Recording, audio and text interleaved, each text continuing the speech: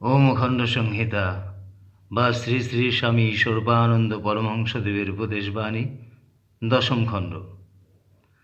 ভগবান মঙ্গলময়।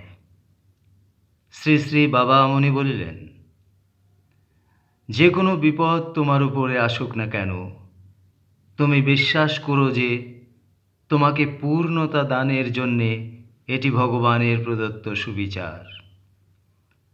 তোমার প্রতি ভগবানের কোনো আক্রোশের কারণ থাকতে পারে না, কারণ তিনি করুণাময়। Have implicit faith in the perfect goodness of God. ভগবানের পরিপূর্ণ মঙ্গল মহত্বে পূর্ণ বিশ্বাসী হও। ভগবানের প্রেমময় নাম তোমাকে পরিচালিত করুক।